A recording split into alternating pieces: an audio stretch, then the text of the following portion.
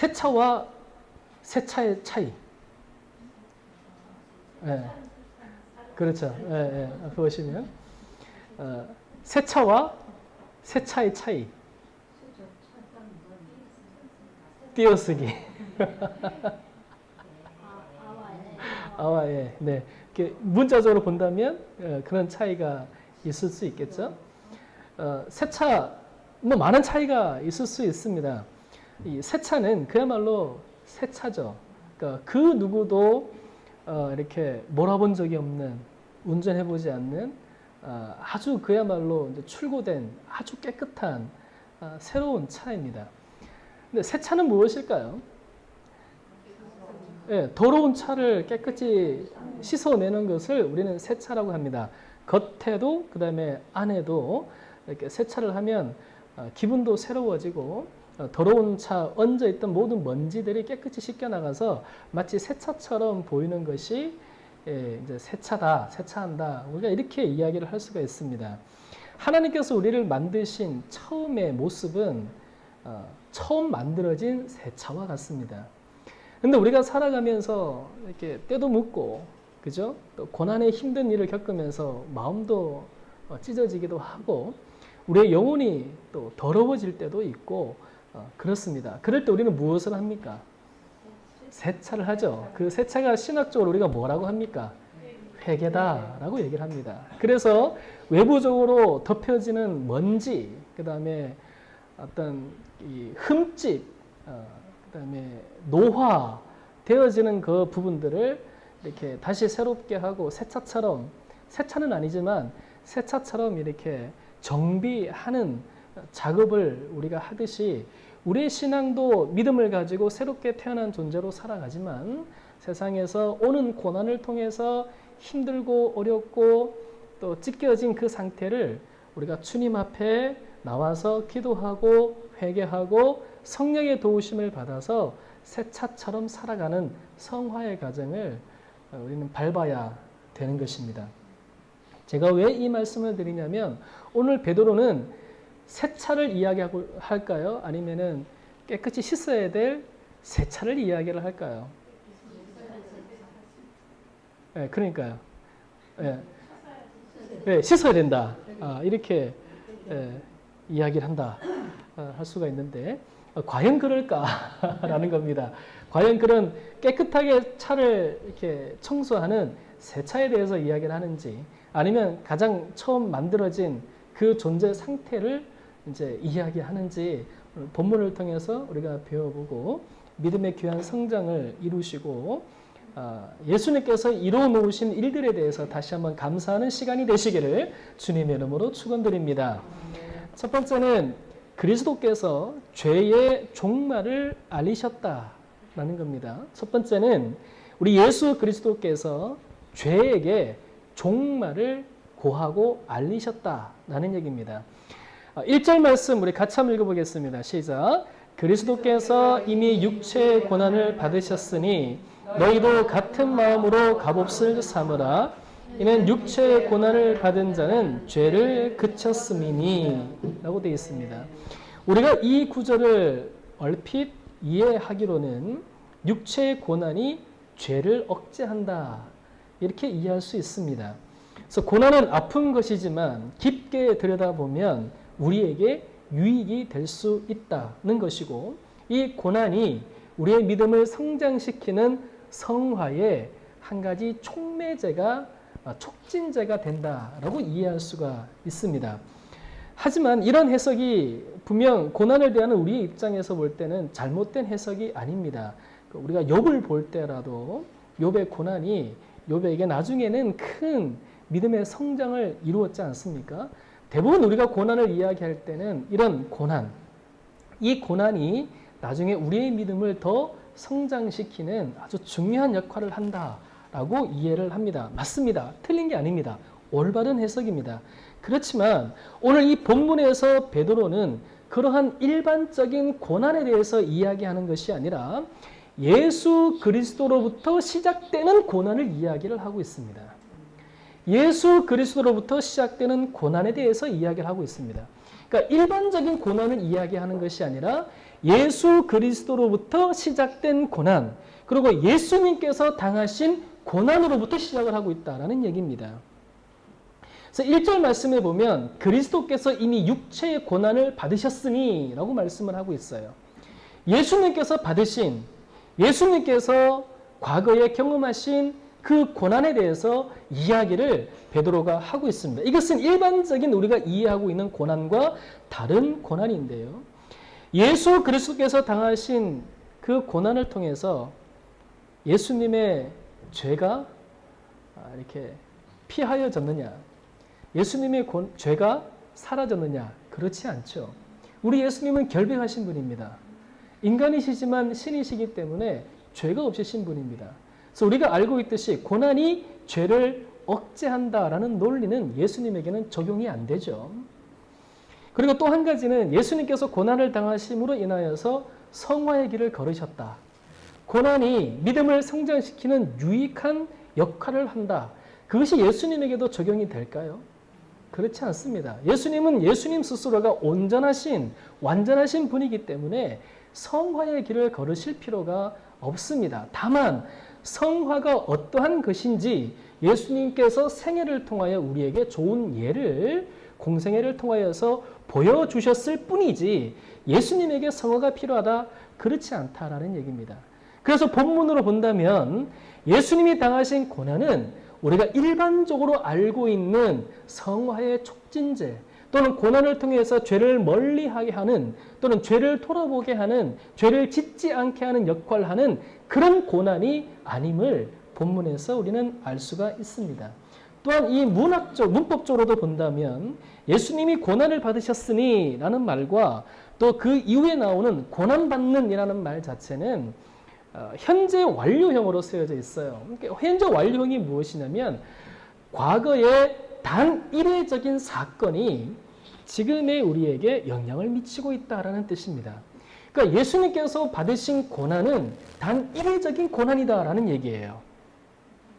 우리가 알고 있는 일반적인 고난은 단 이례적입니까? 아니면 계속 일어납니까? 남편의 문제 해결되면 자녀 문제가 터지고, 자녀 문제 해결되면 내 몸이 아프고, 내 몸이 나으니까 돈이 없네. 이렇게 되는 거죠. 그러니까 우리가 일반적으로 알고 있는 고난은 계속 꼬리에 꼬리를 무는, 어쩌면 우리가 예수님께로 올라가기 전까지 계속해서 받아야 될 육신적인 고난입니다. 근데 여기서 말하는 고난은 단 이례적인 사건이에요. 단 이례적인 사건이 현재 오늘 믿는 성도들에게 영향을 미친다라는 얘기입니다. 자, 그러면 예수님께서 받으신 단 이례적인 고난이 어떤 고난일까요? 십자가의 고난입니다. 십자가에 달리신 예수님의 죽음의 고난이다 라는 얘기예요. 그래서 베드로전서 3장 18절 말씀에 이렇게 이야기합니다. 같이 한번 읽어볼까요? 시작. 그리스도께서도 단번에 죄를 위하여 죽으사 의인으로서 불의한 자를 대신하셨으니 이는 우리를 하나님 앞으로 인도하려 하심이라.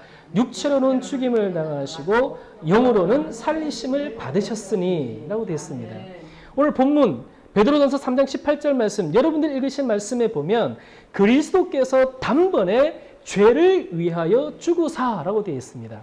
단번에, 단 이례적인 사건, 그 사건은 바로 십자가에서 죽으시는 사건이셨습니다. 로마서 6장 10절과 11절 말씀에도 보면 이렇게 기록되어져 있습니다. 그가 죽으심은 죄에 대하여 단번에 죽으시며 그가 살아계심은 하나님께 대하여 살아계심이니 이와 같이 너희도 너희 자신을 죄에 대하여 죽은 자요 그리스도 예수 안에서 하나님께 대하여는 살아있는 자로 여길지어다 라고 되어 있습니다. 이 본문으로 본다면 사실 예수님이 당하신 고난은 우리가 일반적으로 생각하는 일반적인 고난이 아니라 예수님이 단 한 번에 당하셨던 고난, 단 한 번에 죽으셨던 고난, 그 고난인 십자가의 사건을 이야기를 하고 있습니다.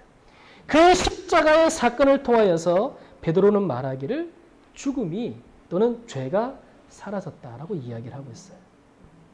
그래서 예수님의 죽음에 단 한 번의 십자가의 사건, 죽으심과 부활하심을 통하여서 죄가 종말을 고하였다라는 말씀이에요. 죄가 더 이상 영향력을 미치지 못한다라는 얘기입니다. 이 말이 무슨 말이냐 한다면 처음 사람인 아담이 죄를 지었습니다. 하와와 같이 죄를 지었어요. 창세기 3장에 나와 있는 그 죄의 유입을 통해서 모든 사람들이 죄인이 되었습니다. 그래서 그 사람들은 죽으면 곧바로 지옥에 가는 진노의 자녀가 되었어요. 근데 예수님이 죽으시고 부활하심을 통하여서 사망의 권세를 이기심으로 인하여 우리가 다시 예수님을 통하여 살아난 존재가 되었습니다. 이것은 육신적인 죽음을 구하고 다시 육신적인 부활을 의미하는 것이 아니라 우리 영의 사망 선고가 이미 아담을 통하여서 아담의 죄를 통하여서 내려졌는데 예수님을 통하여서 다시 그 사망 선고가 폐지되어지고 다시 살아남을 이야기를 하고 있습니다. 그래서 이제 우리는 죄가 더 이상 영향력을 미치지 못하는 또는 죄의 권세로 말미암아 진노의 자녀가 되어서 죽으면 곧바로 지옥행이 아니라 예수님을 통하여서 하나님의 나라로 갈 수 있는 특권을 누린 자가 되었다라는 것을 의미하고 있어요. 그래서 죄의 종말을 구했다라는 얘기입니다. 그러니까 죄가 더 이상 우리에게 아픔을 주지 못한다라는 얘기예요. 죽음을 주지 못한다라는 얘기입니다. 그러니까 가만히 따져보면 사탄의 전략이 무엇인가 말씀을 통해서 제가 깨달은 바가 이겁니다. 우리가 볼 때는 육체의 죽음 또는 육체의 고난이 다인 것 같습니다. 근데 그게 아닌 것 같아요. 육체는 어차피 죽잖아요.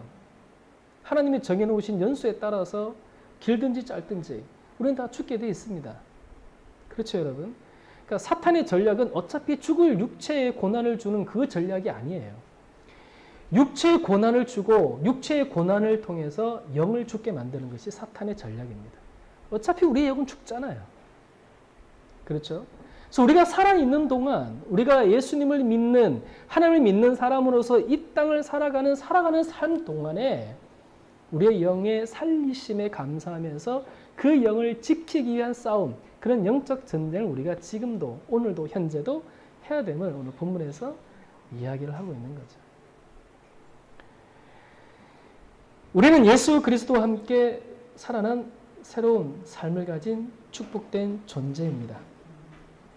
우리도 예수님과 함께 우리의 영이 우리의 잘못된 죄된 모습이 십자가에 못 박혀 죽었습니다. 우리는 예수님과 함께 다시 부활의 존재로 새롭게 태어난 자입니다.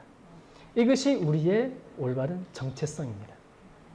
이 정체성을 가지고 세상의 나그네 길을 걸어갈 때 그저 그런 나그네가 아니라 순례자다 이야기를 하는 겁니다. 그러니까 저와 여러분들은 영이 살아난 순례자의 모습으로 살아가는 복된 삶인 줄로 믿습니다. 아멘. 아멘. 그래서 십자가의 사건을 기억하지 못하면 또는 십자가의 사건을 우리가 마음속에 기념하지 않고 돌에 새기듯이 마음에 새기지 않으면 우리는 그냥 그저 그런 나그네가 될 수밖에 없어요. 그저 그런 나그네. 그러나 십자가가 우리 마음속에 깊이 새겨져 있으면 우리는 가치가 있는 순례자의 길을 걸어가는 새로운 영을 가진 축복된 존재가 될 수 있습니다. 아멘. 죄가 더 이상 여러분들을 통제하지 못합니다. 아멘. 여러분들은 의로운 자이고 영으로 살리심을 받은 축복된 존재임을 믿으시기를 주님의 이름으로 축원드립니다. 아멘. 두 번째는 자 그렇게 죄에게 종말을 구했음을 우리가 알았죠. 죄가 이제 우리를 더 이상 통제하지 못할 문제 알았습니다. 이제 우리는 어떤 삶을 살아야 되냐면 그리스도께서 의의 삶을 시작한 그 삶을 살아야 된다는 것입니다. 그래서 예수 그리스도께서 그 죽음과 부활을 통하여서 우리에게 의로운 삶의 시작을 알려주셨다라는 것이에요. 2절부터 6절까지의 말씀 좀 길지만 우리 같이 한번 읽어보도록 하겠습니다. 그 후로는 다시 사람의 정욕을 따르지 않고 하나님의 뜻을 따라 육체의 남은 때를 살게 하려 함이라. 너희가 음란과 정욕과 술 취함과 방탕과 향락과 무법한 우상 숭배를 하여 이방인의 뜻을 따라 행한 것은 지나간 때로 족하도다. 이러므로 너희가 그들과 함께 그런 극한 방탕에 다름질하지 아니하는 것을 그들이 이상히 여겨 비방하나 그들이 산자와 죽은 자를 심판하기로 예비하신 이에게 사실대로 고하리라. 이를 위하여 죽은 자들에게도 복음이 전파되었으니 이는 육체로는 사람으로 심판을 받으나 영으로는 하나님을 따라 살게 하려 함이라. 아멘. 자, 오늘 본문에는 사도 베드로가 두 가지의 삶을 이야기를 합니다. 하나님의 뜻에 따라 살아가는 삶과 그 다음에 이방인의 뜻에 따라서 살아갔던 삶에 대해서 이야기를 합니다. 전자는 새로운 삶을 이야기하고 있고 후자는 과거에 내가 살았던 삶을 이야기를 하고 있습니다. 자, 그러면서 사도 베드로가 과거의 삶과 현재의 삶, 거기에 대한 경계를 이야기하면서 이렇게 이야기를 합니다. 2절 말씀해 보면 하나님의 뜻을 따라 육체의 남은 때를 살게 하려 함이라. 하나님의 뜻을 따라 육체의 남은 때를 살게 하려 함이라 라고 말하고 있습니다. 그러면서 과거에 이런저런 너희들이 나쁜 이방인의 뜻에 따라서 삶을 살았지 않느냐. 과거에 이제 그것은 그거로 족하다. 그러니 이제 앞으로는 그 경계선이 십자가의 사건 이후 또는 내가 중생하여서 예수님의 십자가의 사건이 나의 사건이 되었던 그 시점부터 이제 남은 인생은 새로운 삶의 시작이다라고 이야기를 하고 있어요. 새로운 남아있는 삶을 새롭게 이제 살아야 됨을, 새로운 삶임을 베드로가 이야기를 하고 있습니다. 이방인의 뜻에 따라서 행했던 삶은 이제 예수 그리스도와 함께 십자가에 같이 못 박아 죽여야 된다라는 것이고요. 이제 하나님의 뜻에 따라 우리의 남은 새로운 삶을 살아갈 것을 베드로가 이야기를 하고 있습니다. 자, 그래서 우리가 주님 만난 날 있죠? 그때가 언제인지 우리가 기억이 좀 가물가물합니다. 근데 그게 중요하진 않아요. 구원파 아시죠, 여러분? 그 유병헌, 그죠? 그 다음에 권신찬, 이런 사람들이 만든 그 이단, 세월호 사건, 세월호 사업장이 구원파 사업장이지 않겠습니까? 그 사람들은 언제, 어디서, 어떻게, 그 날짜와 그 장소와 그 시간을 말하지 않으면 또 구원받은 게 아니야. 이렇게 이야기를 해요. 그게 구원파예요. 그게 구원파란 말이에요. 근데 그게 중요하지 않죠. 그거 몰라도 됩니다. 저도 언제 구원받았는지 몰라요. 대충 한 성령 세례 받은 것은 대충 한 18살 때, 17살 때, 장소는 도봉산 이제 산기도 갔을 때 밤에 그때 이제 성령 세례를 받고 이제 성령 충만함을 받았던 것은 제가 기억을 합니다만. 근데 몇 시인지는 모르겠어요. 어쨌든 12시가 넘은 것 같아요. 밤 12시가. 산기도를 갔으니까. 중요하지 않습니다. 중요한 것은 그렇게 우리가 주님을 만난 날, 그 시점부터 우리는 새로운 첫날이 시작되었다라는 얘기입니다. 그러니까 이미 시작된 첫날, 그러니까 이미 첫날이 시작된 이제 분도 계실 것이고, 이제 저 바깥 세상에는 아직도 첫날을 맞이하지 못한 분들이 많이 있죠. 그렇죠? 그래서 우리는 그분들에게 새로운 첫날을 선사하는 전도대회를 합니다. 예수님을 전하면서 회개하고 하나님의 사람이 되게끔. 그래서 우리가 중생한 날, 그리고 우리가 주님을 처음 만난 날, 예수님을 나의 구세주로 영접한 그날이 우리 인생의 남은 날, 우리 인생의 남은 날의 첫날이다라는 얘기예요. 첫날이다. 새로운 인생을 살아간다. 이렇게 말씀을 드릴 수가 있습니다. 자, 그러니 베드로가 심히 걱정했던 것은 무엇이냐면 그렇게 새로운 날을 맞이했으니 이제 다시 과거로 돌아가면 안 되지 않겠느냐. 과거의 이방인의 삶은 그냥 그걸로 족하다. 그걸로 족해. 그러니까 회개하고 이렇게 예수님 만났으니 예전에 했던 이방인의 뜻에 따라 살았던 그런 삶들을 쭉 나열하고 있지 않습니까? 음란, 정력, 술 취함, 방탕, 향락, 무법한 우상 숭배. 그렇게 예수님을 모르며 살았던 것은 그냥 그 과거로 족하다. 이제 새로운 인생을 살았으니 새로운 인생을 살아갈 때 과거의 모습이 나타나면 안 되지 않겠느냐. 과거의 모습들이 새로운 삶에 나타난다면 이것은 문제가 있지 않겠느냐. 이렇게 사도 베드로가 이야기를 하고 있다라는 얘기입니다. 그래서 우리는 주님을 만난 날은 내가 만나는 것이 아니라 주님이 만나 주셨기 때문에 가능한 날이에요. 내가 어찌할 수 없는 부분입니다.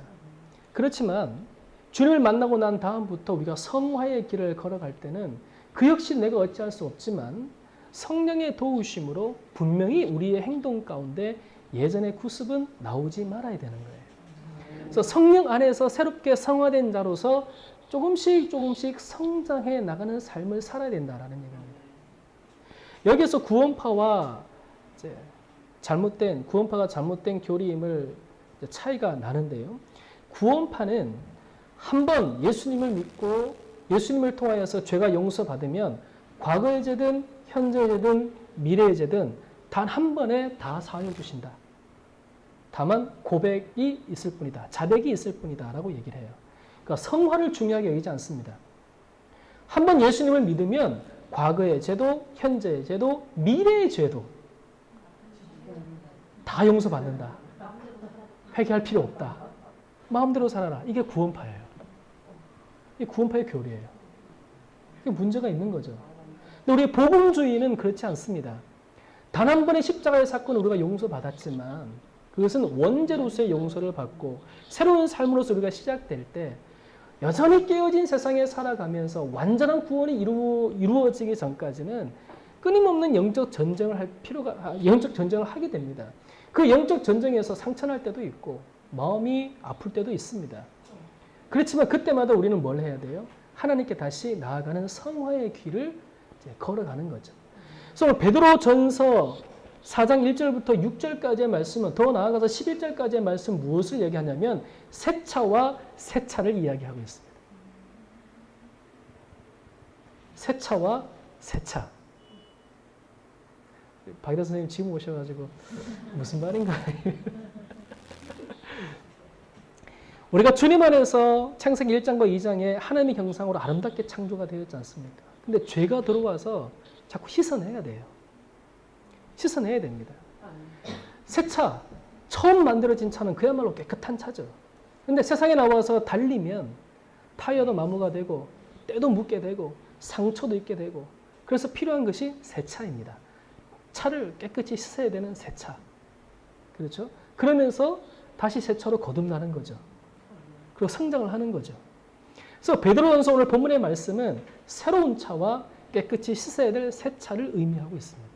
단번에 예수님께서 우리의 죄를 사하여 주셔서 과거의 원죄로 끊임없이 유전적으로 내려오던 죄가 용서를 받았습니다. 영으로 다시 새롭게 태어났어요. 그러나 여전히 깨어진 세상에 살아가기 때문에 자꾸 구습이 나오려고 해요. 그것을 성령의 은혜로 자꾸 누르고 이제는 우리의 영역이 신적인 영역, 성령의 영역, 하나님의 영역으로 자꾸 넓혀지는 성화의 길을 우리가 걸어가야 된다는 얘기입니다. 이것이 구원파와 다른 거예요. 이것이 구원파와 다른다는 얘기입니다. 그래서 우리가 예수님을 믿는다면 작든지 크든지 삶이 변화되는 것이 당연합니다. 당연하게 나오는 거예요. 그러니까 삶이 변화되니까 오늘 본문 4절 말씀해 보니까 사람들이 비방하기 시작하는 거예요. 야, 너 예전에 술 마셨잖아. 너 예전에 여자 좋아했잖아. 너 예전에 주일날 교회 안 나가고 나랑 같이 여행 다니고 했잖아. 너 미쳤냐? 이러는 거예요. 4절 말씀 보십시오. 이러므로 내가 그들과 함께 그런 극한 방탕에 다름질을 하지 아니하는 것을 그들이 이상 여겨 비방하나. 비방한다 이거예요. 손가락질한다 이거예요. 저놈이 미쳤어. 예수님 미쳤어. 이렇게 얘기한다는 겁니다. 근데 당연한 그것은 마치 우리 믿는 그리스도인들이 올바른 방향으로 걸어가고 있다라고 하는 신호예요. 훈장과도 같은 거예요. 당연히 그런 말을 들어야죠. 변화됐는데. 그렇죠. 그래야 돼요. 비방을 듣는 것이 당연합니다. 이것은 기쁜 일이에요. 오히려 주님 안에서 좋은 일이다라는 얘기예요. 이 변화된 모습이 그렇게 나온다라는 얘기죠. 그래서 예수님 믿기 전에, 예수님 믿고 난 다음에 우리의 삶은 성화와 한 번에 이뤄놓으신 영의 살리심을 통하여서 계속 성장의 길을 우리의 삶이 걸어가야 된다. 상황이 어떠하든 간에 고난이 있든지 아픔이 있든지 즐겁든지 어떤 일이 있든지 간에 그렇게 변화되어 살아가는 겁니다. 변화 살아가는 거예요. 여러분들 들어보셨죠? 이 말. 야, 예수 믿더니 이상해졌어. 라는 말 들어보셨죠?